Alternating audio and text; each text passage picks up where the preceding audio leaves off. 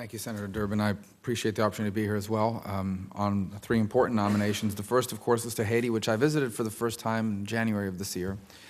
Impressed by the resilience of a people that have faced extraordinary struggles even before an earthquake, but yet have optimism about the promise of the future and the opportunity that we have working together with the people of Haiti to help them build that future for themselves. There are tremendous opportunities there for the hemisphere if, in fact, Haiti can turn the corner and build for themselves a more prosperous society and a more functional government.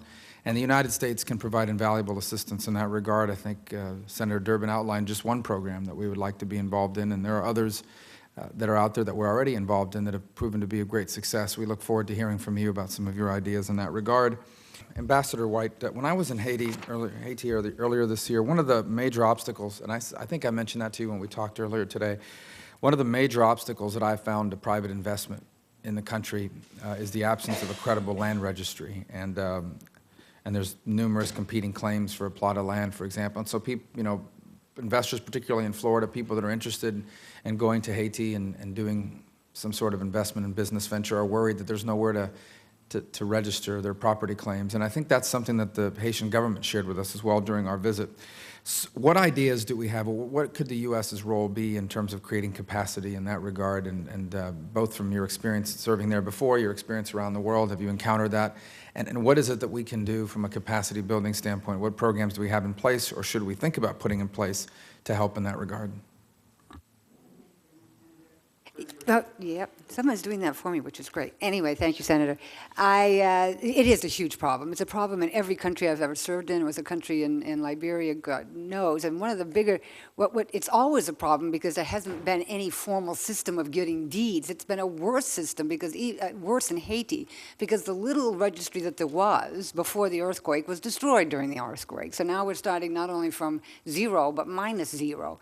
And so there's been a small start when they're trying to set up these communities of just kind of discussion with people in the communities and deciding, yes, we will, on the basis of who lived there for what amount of time, so we can just kind of get it rolling. But there are several stakeholders, including the United States government, that are working with the Ministry of Justice, that are working with the Bureau of Lands, that are trying to map out where these plots are and who owns them and what kind of paperwork is needed. Now, this is going to take a while, but I do think that it's not only the United States of America, like I said, but it's other donors as well. There has been progress. There'll be more progress. There is an enormous amount of attention from both the Haitian government and donors on this issue, and I do see that we're moving forward. And you're right, it's got to be done.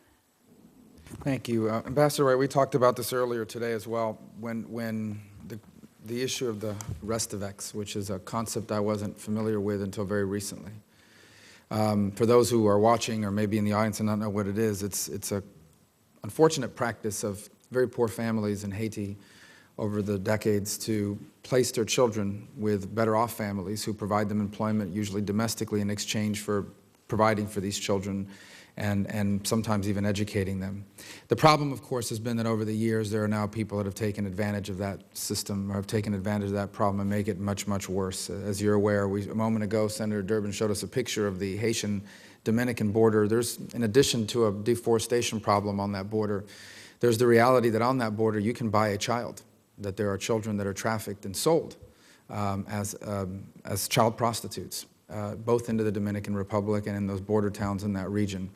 It's a very tragic situation. As we met with folks in Haiti, one of the solutions that has clearly been offered is the idea of providing every child, and it's one of the priorities of the President, is to provide, President Martelly, is to provide children educational opportunities. One of the things that I was struck by during my visit was these very poor families, but children walking to and from school in impeccable uniforms, which is an indication of a real societal value for education.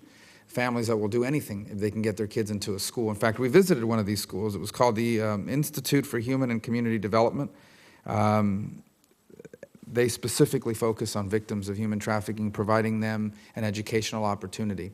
But there are still challenges along the way. One of the challenges I found, unfortunately, is that there's the idea that this is more of a cultural problem than a human tragedy. And I'm not saying that's widespread in the society, but there are some that view it that way.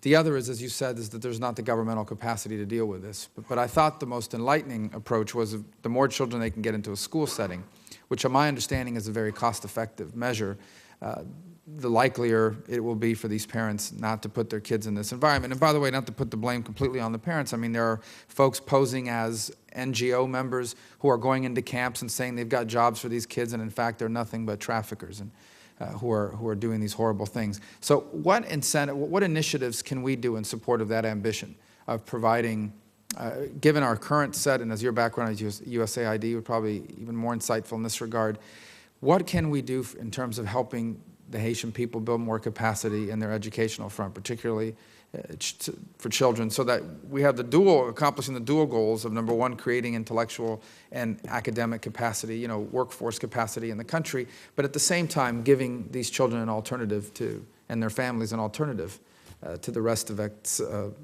situation. So what are our existing programs and platforms, and what can we build on? Yeah, thank you very much, Senator. Yes, in my mind, over the years, we have not put enough emphasis not only on primary education but secondary education. If a young girl graduates only from primary school, she does not have a longer life. She does not have a higher earning wage. She does not have fewer children.